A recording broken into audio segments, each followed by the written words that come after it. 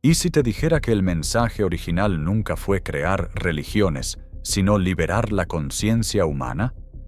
Detente un instante a saborear la magnitud de esta premisa. Es una idea que, de ser asimilada en su totalidad, tiene el poder de hacer temblar los cimientos de civilizaciones enteras, de reescribir la historia que nos han enseñado y de alterar fundamentalmente la forma en que te percibes a ti mismo frente al cosmos. Imagina por un momento que tienes la capacidad de viajar en el tiempo. Retrocedes milenios y te plantas frente a frente con aquellos seres históricos o míticos a los que hoy llamamos salvadores, profetas, iluminados o avatares. Observas a un carpintero en Galilea, a un príncipe bajo una higuera en la India, a un anciano montado en un buey en China. Si pudieras sentarte a escuchar sus conversaciones íntimas, lejos de las multitudes clamorosas, te darías cuenta de una verdad abrumadora. Ninguno de ellos estaba redactando estatutos para fundar una corporación multinacional de la fe.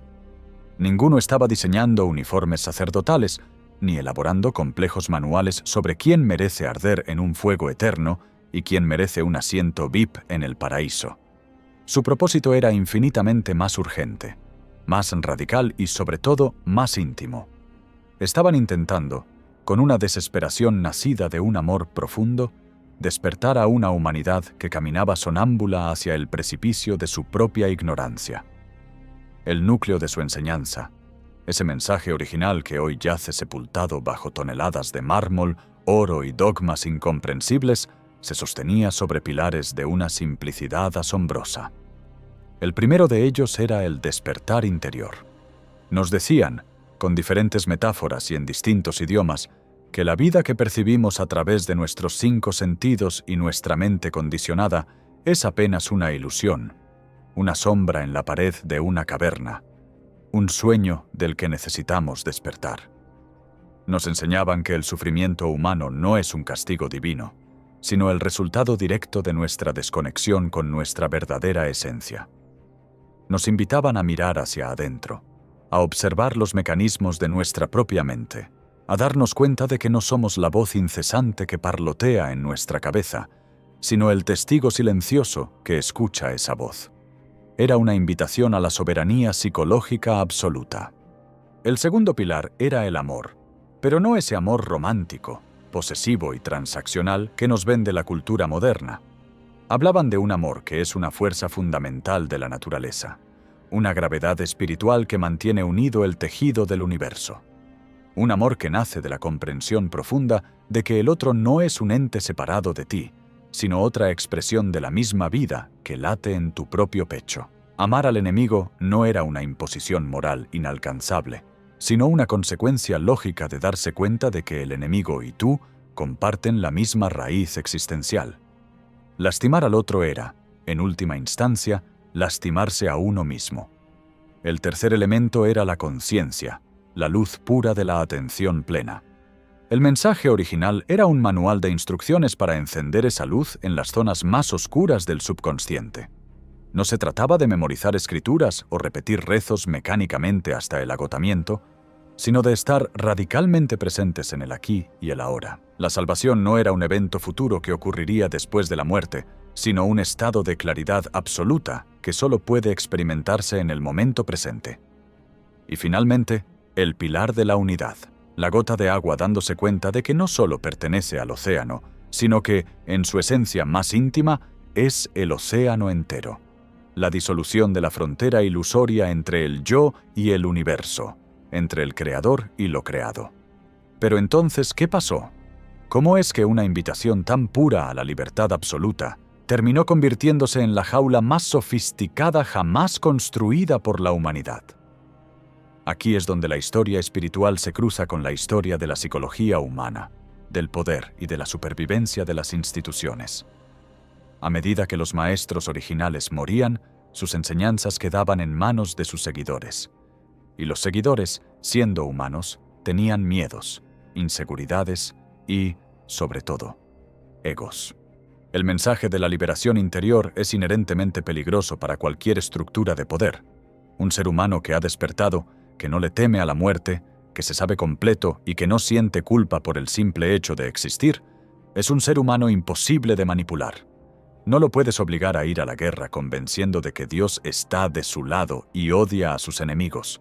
No lo puedes obligar a pagar diezmos o indulgencias amenazándolo con la tortura eterna. No lo puedes controlar.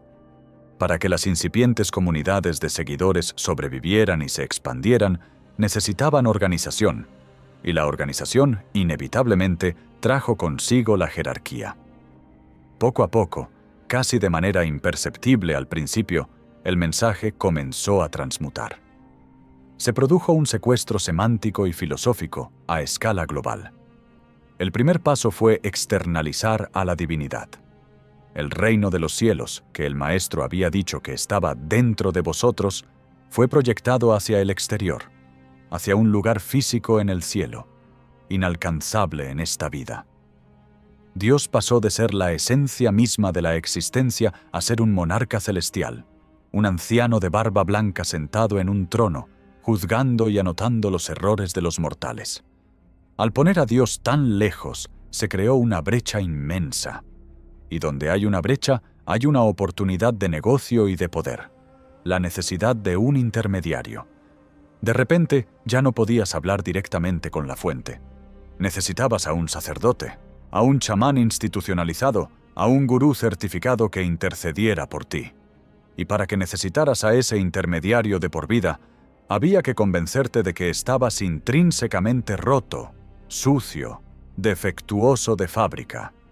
Nació así el concepto del pecado original y la institucionalización de la culpa. Te convencieron de que naces con una deuda infinita que nunca podrás pagar por tus propios medios. La culpa es el grillete psicológico más perfecto jamás diseñado. Un esclavo que se siente culpable no necesita cadenas de hierro. Él mismo vigila su propia celda y ruega a su carcelero por el perdón. El miedo se convirtió en el cemento que mantenía unidos los ladrillos de estas nuevas instituciones. El miedo al castigo divino, el miedo al infierno, el miedo a la excomunión, el miedo a ser diferente. La espiritualidad dejó de ser una aventura de autodescubrimiento y expansión gozosa para convertirse en un sistema de gestión del terror. Las enseñanzas originales sobre la conciencia y la unidad fueron sustituidas por listas interminables de reglas, dogmas y rituales. La experiencia mística directa fue catalogada como peligrosa, herejía o locura. Ya no se trataba de experimentar la verdad por uno mismo, sino de creer ciegamente en lo que el libro sagrado o la autoridad religiosa dictaminaban, bajo pena de castigo severo. La fe dejó de ser la confianza profunda en el flujo de la vida para convertirse en la aceptación acrítica de dogmas absurdos. Y así, durante siglos, la humanidad vivió bajo esta gran mentira espiritual. Se libraron guerras santas en las que ambos bandos asesinaban en el nombre de deidades que supuestamente eran todo amor.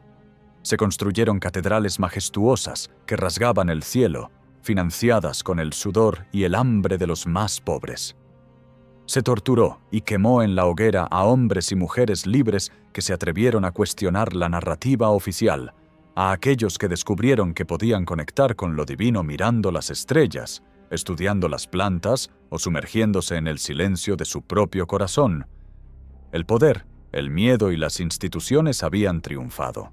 Habían tomado el agua cristalina del manantial original, la habían embotellado, la habían estancado y nos la estaban vendiendo a precio de oro, convenciéndonos de que, sin ellos, moriríamos de sed espiritual. Sin embargo, a pesar de los esfuerzos milenarios por suprimirla, la verdad tiene una cualidad innegable. Es sumamente terca.